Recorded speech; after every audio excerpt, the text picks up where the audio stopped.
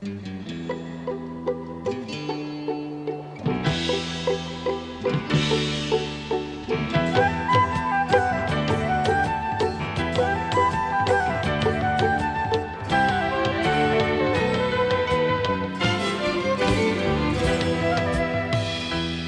you for joining us. We're here in Palm Beach, Florida at an event for the Hebrew University of Jerusalem. Some very exciting scientific research is taking place there on a continuous basis. And to tell us more about it, we have a graduate of the Hebrew University, the former Israel ambassador to France and elsewhere, Ambassador Yossi Gal, now serving as the Hebrew University's Vice President for Advancement and External Relations. We'll hear from him on these subjects following these messages.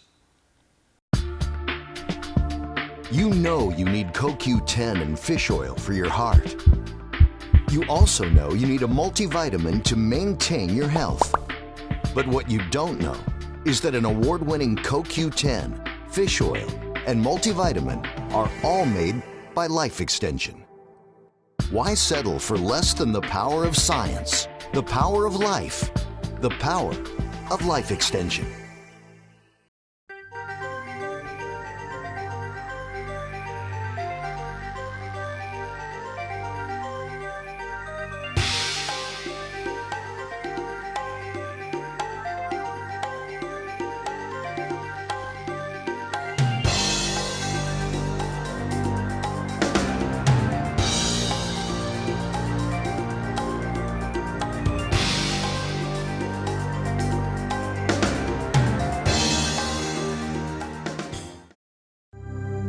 At Gardens Wellness Center, we provide a full menu of holistic services under one roof.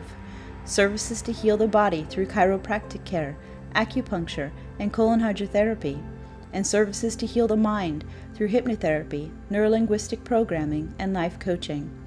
We practice functional and Chinese medicine and offer a full herbal pharmacy. Visit us today and take charge of your health.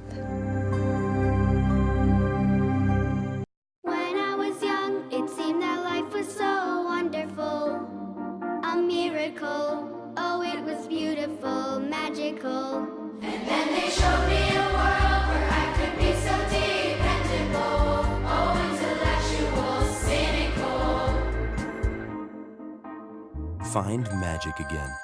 Sprout by HP.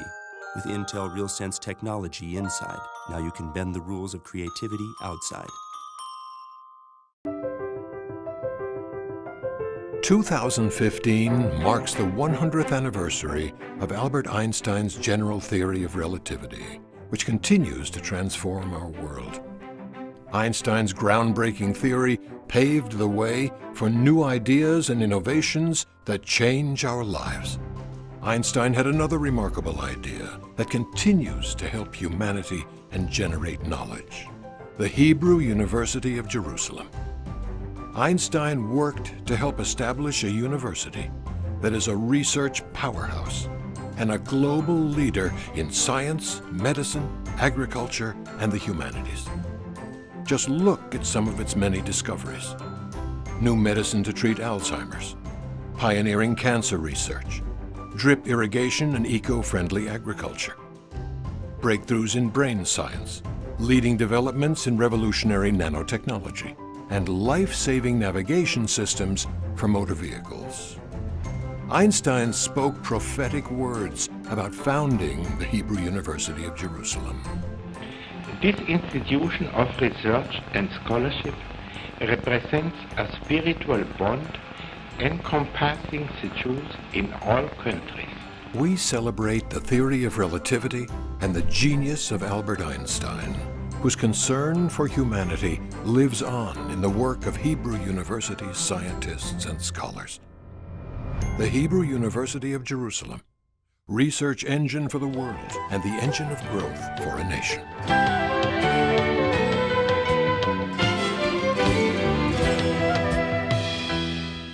With us now is Ambassador Yossi Gal. It's a pleasure, honor, and a privilege to have you here, sir. It's a pleasure being on your show.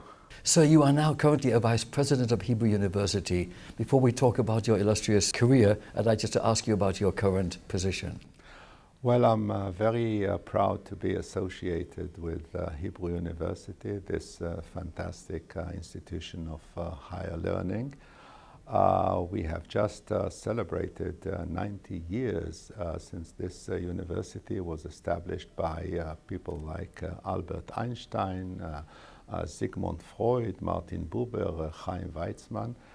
It's the leading university in Israel, and it is amongst the leading in the world, with a student body of 23,000 covering everything you can think of, from research of the brain, nanotechnology, computer sciences, all the way to ancient languages and ancient cultures, of course the humanities and the social and everything else. From archaeology to nanotechnology. Indeed, from archaeology to nanotechnology. I mean, when you see the type of things that our young researchers are engaged in, you cannot but be impressed. It is everything from trying to understand the complexities of our brain and how does our brain work, to trying to find a cure to cancer, to Alzheimer, to Parkinson. We have at this time 40 teams that are working on cancer research, and we have quite a number of other teams working on Alzheimer and Parkinson. And but at the same time, you can find young researchers working on how to better feed the world in our Faculty of Agriculture, food safety and food security, and how do you make the yield much more from every given thing. You know, very few people know, but certain things like the cherry tomato. The cherry tomato, which is quite popular around the world, was invented at Hebrew University. And many other things like, you know, drip irrigation. And so again, I'm very, very proud to be associated with this institution. How interesting it is that in this amazing planet in space, so troubled with all the insane politics, yet the promise of brilliance, intelligence, research holds the possibility of amazing solutions for humanity. How does this apply with regard to Israel? I absolutely agree. If there is something of top importance to us in Israel, this is the investment in our future generation through education, and especially higher education. We are very proud to have many good universities in Israel and many good colleges in Israel. But the thing that makes Hebrew University from day one so very special is that we see our mission as much wider. How do we cure the world? How do we feed the world? And how do we understand the world? And when it comes to that, I think that it contributes also to better integration of different societies. We have Orthodox students, and we have Arab students, and we have everything you can think of, in addition, of course, to the foreign students being attracted from abroad. Really, de facto, the implementation of Tikkun Olam. Oh, absolutely. Absolutely. That's exactly what Tikkun Olam is all about. I mean, how can we share some of this knowledge with the entire humanity? Once a cure is found to Parkinson, it will be not only the people of Jerusalem or for Israel or the Jewish people who will be the beneficiaries, but it will be the entire world. An awkward question I want to ask you is, why is Israel singled out for such unfair criticism?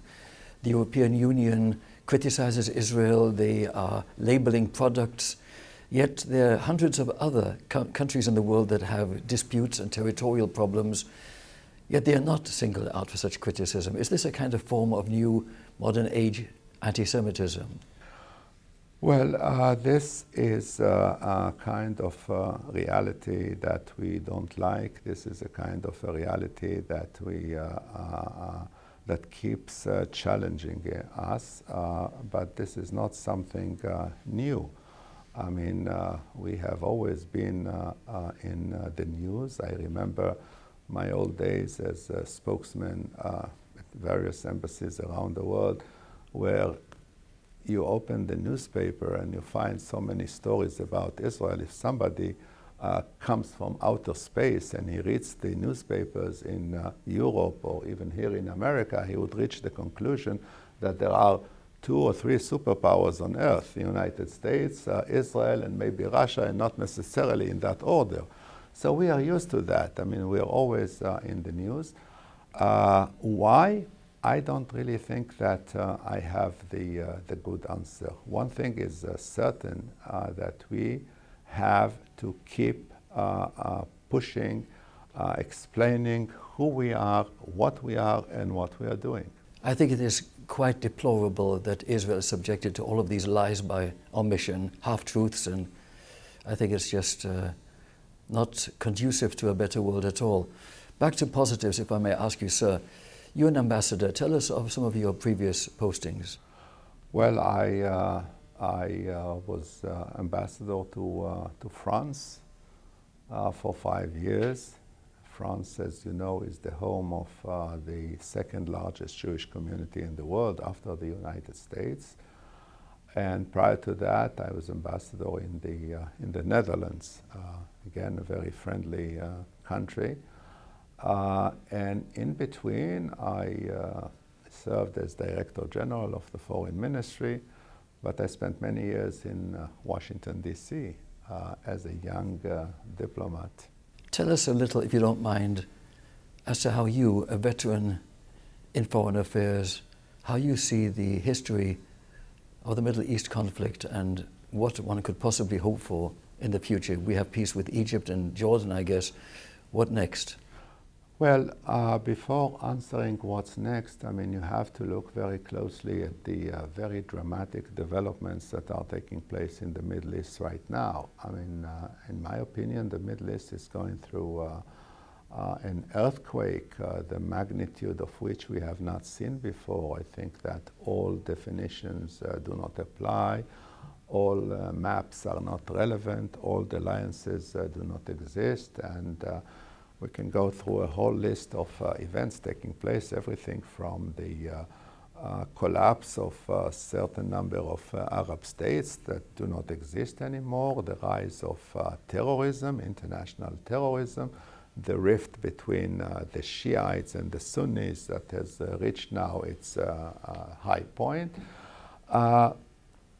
As far as we are concerned, I think that we should continue very forcefully to keep our qualitative edge, because in that part of the world you have to keep your edge, you have to keep your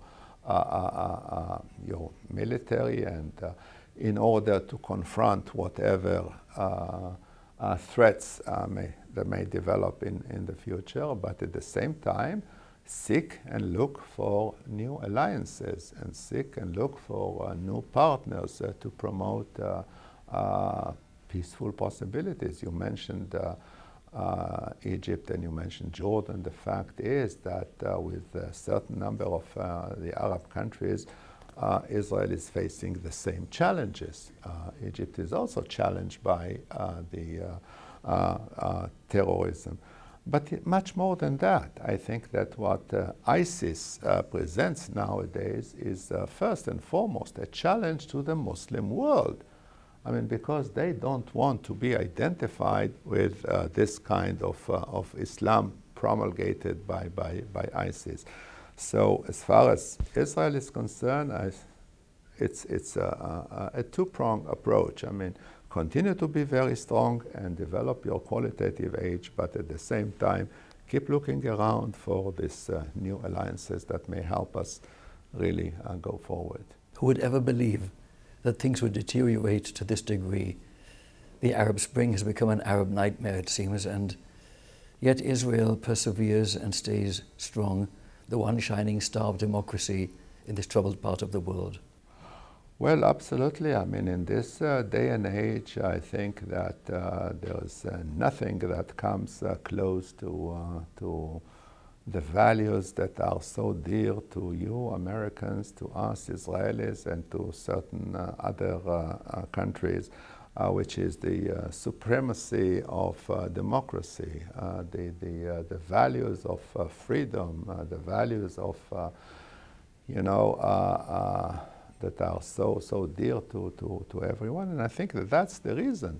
That's the reason why you have Israel today as a very successful, strong, with sound, resilient economy, a very strong country that will continue to develop, even though the threats in our part of the world keep, growing. You represent the Hebrew University, as discussed earlier, and that is, of course, foremost very important to promote education, but hasbara for Israel, to promote a better understanding of the work of Hebrew University, the achievements of Israel, the challenges it faces, is also very important. And I'd like to know what your thoughts are with regard to improving Israel's image building worldwide. Well, I think that one of the tools nowadays in my new position, one of the tools to further Israel's image in this great country of yours is really through the academic excellence. And because the academic excellence and the importance of education are two elements that really put Israel in the forefront of the free, democratic world. And these are things that, I would very much like, in the long run, that Israel will be automatically identified with our achievements in science, achievements in technology, achievements in agriculture, achievement in culture, in music, and I think that Hebrew University is and can be even more of an important factor in furthering this image in this country. Absolutely. Before we conclude, sir, share with our audience a final message you would like to convey. Well, first of all, I think that the relations between our two countries, relations between the United States and Israel, are extremely important for both sides. And we Israelis are very proud of this, the depth and the meaning of this relationship. Second, to our brothers and sisters here in the great United States of America, I invite you all, invite everybody to come and see what our university is all about. I mean, it is not only the university of the great minds like Einstein and Freud and Buber, but it is also home today to some of the most promising young scientists in every field you can think of. And we are determined to continue to make Hebrew University and the State of Israel, of course, as a derivative of that, but Hebrew University as an institution that you should all be very proud of. Sir, this is a real honor and privilege. Thank you so much for sharing with us. Thank you.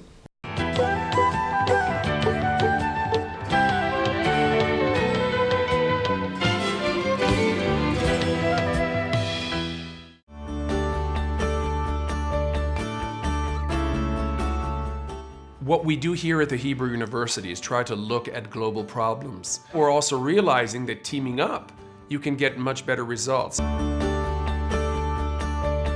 One of the stars of our Brain Research Center is Chagai Bergman. He's trying to alleviate Parkinson's. The unique thing is the understanding that the brain is a computational device that uses electrical activity to make computation. Chagai Bergman is one of the true leaders in deep brain stimulation. When you see two different videos, one before and the other after the closed-loop deep brain stimulations, you cannot believe that these two individuals are one and the same. I think there is a huge importance to cure Alzheimer's or at least to delay its progression, especially in countries like Canada, where the life expectancy is getting higher and higher, and it's greatly important to provide people with not only long life, but healthy life. And we ask whether, by selective manipulation of the aging process, we can delay the onset of Alzheimer's and other neurodegenerative disorders, or maybe even prevent them.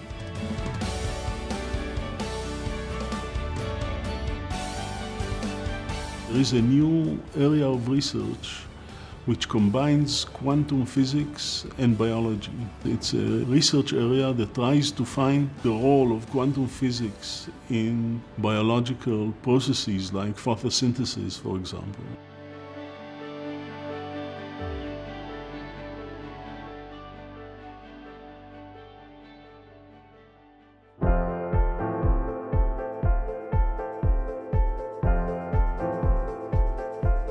The Youth and Periphery program is a program that's supposed to bring the quality of the Hebrew University and the tremendous knowledge into the most needy area of the country, and to help youth and underserved community to close the gap that are existing today in the Israeli society. We built a long-term educational program with scientific emphasis for this population. The school tried to give them a future. The initiation of this program started with a Canadian friend of the Hebrew University. The change we do for these kids is we make the academic atmosphere reachable.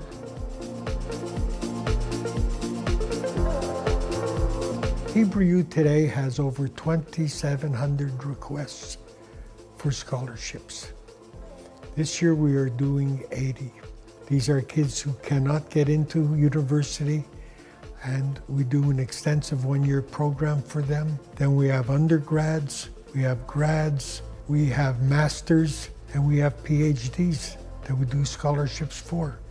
I would like to deeply thank Lenny Shapiro for his support and help. He really encourages me and motivates me to fulfill my aspiration for excellence and to do better in my research. He is definitely a role model for me. Makes me feel wonderful. And sometimes I'll cry on the side.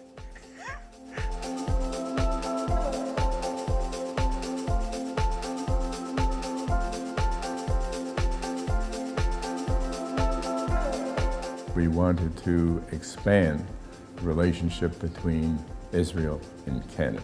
This came to fruition as a program of Canadian Studies at Hebrew University.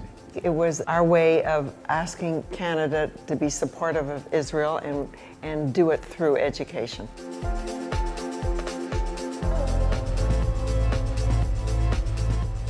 It was a spark of an idea to bring the Canadian autism research community and the Hebrew University autism research community together. The Canadian Israel ASD Symposium was organized by the Research Hub, which we just established on autism and neurodevelopmental disorders. I have a personal connection to autism, and I wanted to see it develop, and I wanted to share the Canadian autism research experience with the Israeli one. And here was a chance to present the models, to share ideas, and to tap into amazing research done at Hebrew University, and to say, look, you need to focus your attention and time in autism. Like many of the neurodevelopmental disorders, these are lifelong disorders. Canadian scientists are a good community to learn from them and establish collaborations and get research moving ahead.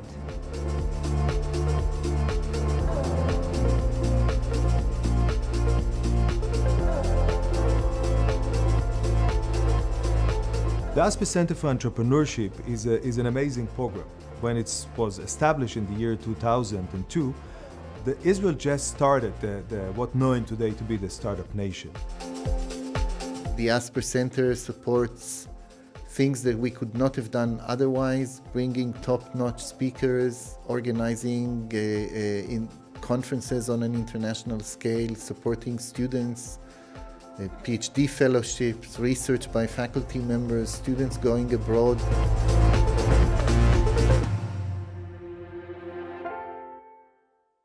This concludes our special program for today. I'm Richard Peritz. Thank you for being with us.